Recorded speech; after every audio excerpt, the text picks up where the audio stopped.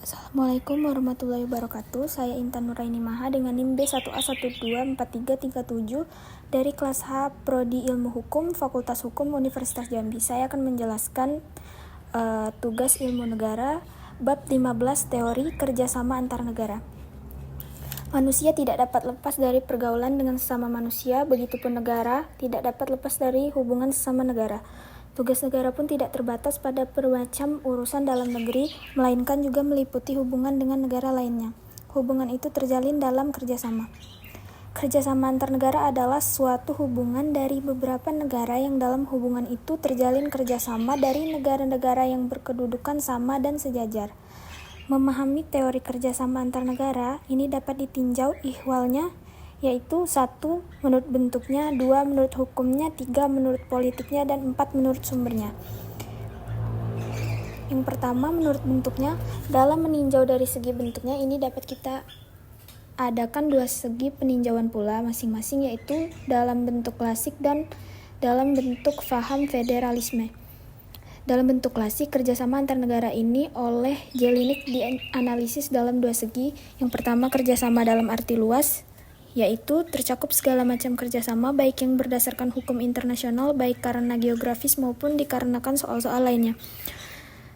Yang kedua, kerjasama dalam arti sempit. Inilah sebenarnya yang betul-betul merupakan problem dalam ilmu kenegaraan, yaitu apabila beberapa negara sebagai kesatuan politik bergabung, apakah suatu republik atau monarki semuanya bergabung menjadi satu kesatuan politis yang kemudian membentuk pola-pola tertentu.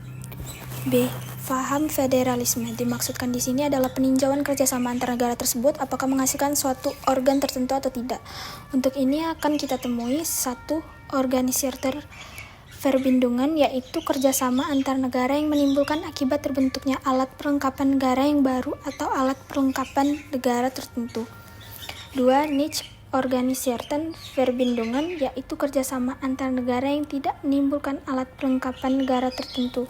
3. Scheinbergsteten verbindungan, yaitu kerjasama antar negara yang kelihatannya atau seolah-olah sebagai penggabungan negara, tetapi kenyataannya tidak demikian. Penggabungannya hanya sebagai kedok saja. 4. Steten verbindungan in Resin. Dimaksudkan adalah kerjasama antar negara yang berdasarkan hukum yang sebenarnya terjadi dan betul-betul merupakan penggabungan beberapa negara. Dalam hal ini, inisialnya adalah Protektorat, Monarkal Uni, Perserikatan Negara, dan Negara Serikat. 2. Menurut hukumnya. Apabila kita meninjau kerjasama antar negara ini dari segi hukumnya, maka 5. Liga Bangsa-Bangsa untuk menjamin kebebasan diputuskan lembaga tersebut berkedudukan di Swiss yang dipandang sebagai suatu negara yang netral.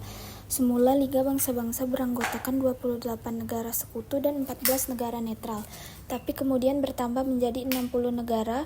Rusia dan Afghanistan baru saja resmi menjadi anggota pada tahun 1934. Tapi tragis lagi, tahun 1935 justru kedua anggotanya, yaitu Jerman dan Jepang, keluar dari keanggotaan lembaga ini. Tujuan dibentuknya Perserikatan Bangsa-Bangsa yaitu untuk menjaga perdamaian dan keamanan internasional, dan untuk itu mengambil tindakan-tindakan kolektif bagi tercegahnya dan hilangnya ancaman-ancaman terhadap terlanggarnya perdamaian-perdamaian, dan untuk dengan cara